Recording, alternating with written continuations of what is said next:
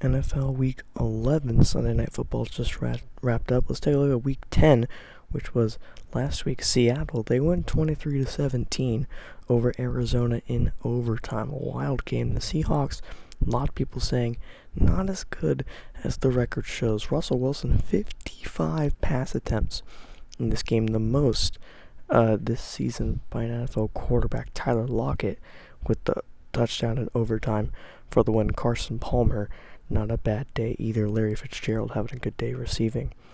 The Vikings, they win their fourth game in a row. They go to 7-3 with the win against the Bears, 34-14 victory. A big win for Minnesota. They'll go into the bye week second in the NFC North. Adam Thielen, a huge day. Mitchell Trubisky, his second career start. He will lose, but overall, I mean, he made some progress this game, and that's what Chicago really wants to see.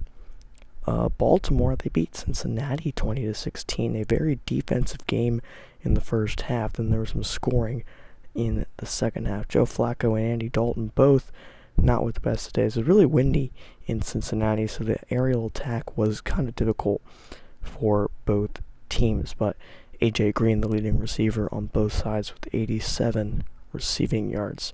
The Bengals fall way back now in the AFC North.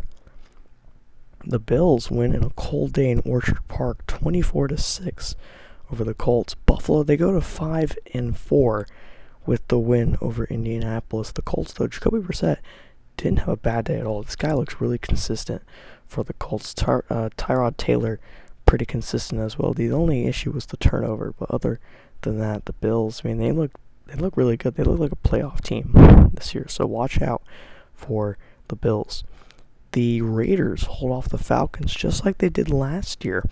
34-32, the final score. The Raiders go to 7-3 and are second in the AFC West. Derek Carr, 410 yards through the air.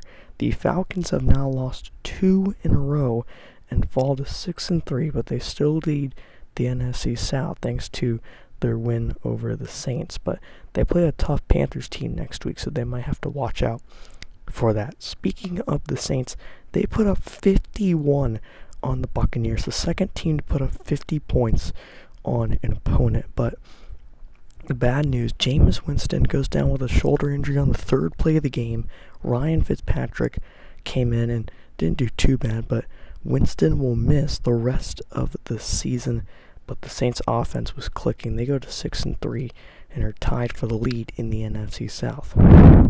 Kansas City and Houston, a 20-17 win for the Chiefs. The Texans have the hardest schedule in the NFL, so they have to just find some easier games. Next week they play the Cardinals.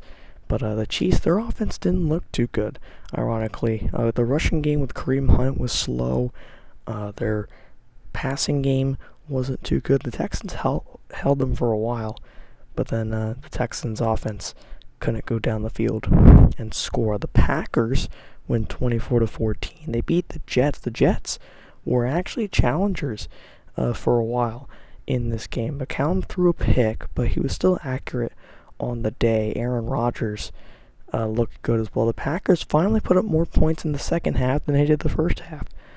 First time since week 5 actually, against Denver. But the Packers have a tough game against the Steelers next week. Speaking of those Steelers, they take down the Cowboys 31-28 and end the Cowboys' miraculous streak. The Cowboys won 5 straight games, and then they lose to the Steelers 31-28. Dallas plays Tampa Bay, and then a tough game with the Eagles on Thanksgiving on Thursday.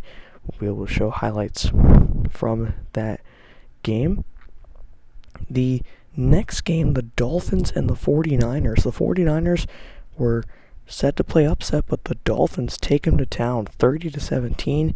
Jimmy G was the starter for this game. C.J. Beathard did not start. It was Jimmy Garoppolo, who didn't do too bad. He didn't turn over the ball. He will start for San Francisco Thursday night, Week 11, against the Rams. Jay Cutler finally had a game where he didn't turn over the ball until the third quarter, where he had a fumble. The Redskins beat the Browns 38-20. Washington finally ends that losing streak. They will go to 3-7 on the season. They play the Lions, I believe, next week. But the Browns, if they lose next week to the Chargers, then they will officially be eliminated from playoff contention. But the Browns didn't look too bad, so maybe they have a chance against LA. The Sunday Night Football matchup, the Giants are on for the fourth time this season. They play the Eagles on Sunday night next week. It will be their last time on Sunday Night Football, but they lose to the Panthers 28-20. The Giants let a late comeback, but just wasn't enough. The Panthers go to 5-4, and they are in the mix to make a playoff appearance. Wouldn't that be crazy if Carolina can get back to the postseason? And then rounding out the week, a Monday night upset, the Broncos win 27-24 over the Chargers. The Broncos have now won 2 straight, and they play the Bears next week. So maybe the Chargers, they can come back in the mix of things.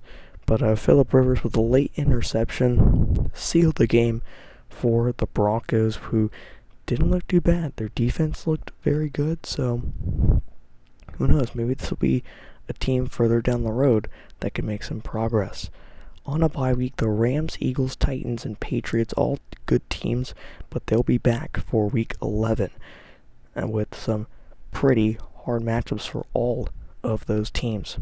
Here are the AFC standings. New England on top at 8-1, with the Steelers, Chiefs, Jaguars, Raiders, and Ravens all having playoff spots at the moment, with Buffalo, Tennessee, Cincinnati, the Chargers, and the Dolphins in the hunt. Then in the NFC, Green Bay, Dallas due to the loss, they fall to second.